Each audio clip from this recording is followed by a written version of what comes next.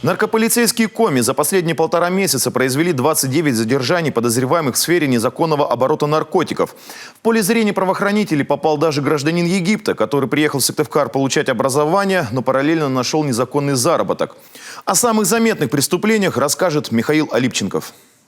Первоначальная цель молодого человека из Египта – учеба в Сыктывкарском госуниверситете. Однако, окончив первый курс, на каникулах студент не уехал домой, а нашел на чужбине подработку. Вскоре его преступную деятельность заметили наркополицейские.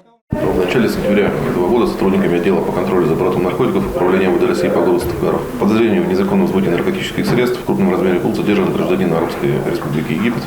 В ходе личного досмотра данного гражданина было изъято 30 объектов, являющихся наркотическими средствами и психотропными веществами. Совместно с ним также была задержана гражданка России, которая действует с ним совместно в составе группы лиц. Известно, что гражданин Египта – спортсмен и синтетические наркотики не употреблял, а найденный у него амфетамин с мефедроном предназначались исключительно для продажи. Сейчас египтянин в СИЗО, ему грозит до 15 лет колонии с последующей депортацией. Еще одного подозреваемого в сбыте наркотиков задержали в Усинске. Молодой человек хотел продать потенциальным покупателям 5 свертков дурмана общей массой более 13 грамм, но сделку прервали полицейские. Полицейские изъяли запрещенные к обороту вещества. Житель Усинска признался в содеянном и стал фигурантом уголовного дела, которое правоохранители возбудили по пункту Б части 3 статьи 228 прим. 1 Уголовного кодекса Российской Федерации. Незаконное производство, сбыт и пересылка наркотических средств, психотропных веществ или иных аналогов. Ранее подозреваемый был задержан по подозрению в хранении частей наркосодержащего растения конопля общей массой более 74 граммов.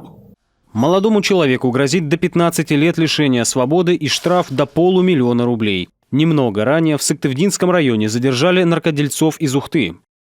По версии следствия, 28-летний житель города Ухты, который занимался распространением наркотических средств, обратился к своему знакомому для того, чтобы тот отвез его в Сыктывдинский район, где он планировал получить очередную партию наркотика.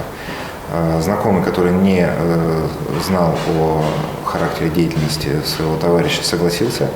И по прибытии на место ухтинец попросил его также сходить в лес и забрать сверток из тайника, поскольку он сам был в гипсе со сломанной ногой.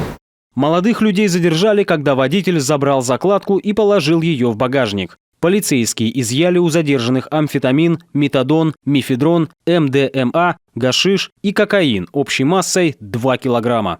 Данные наркотики предназначались для последующей реализации на территории города Ухты и Ухтинского района. Также следует отметить, что вышеуказанными гражданами соблюдалась высокая степень конспирации. Значит, обмен информацией производился в мессенджерах, которые были зашифрованы определенными каналами.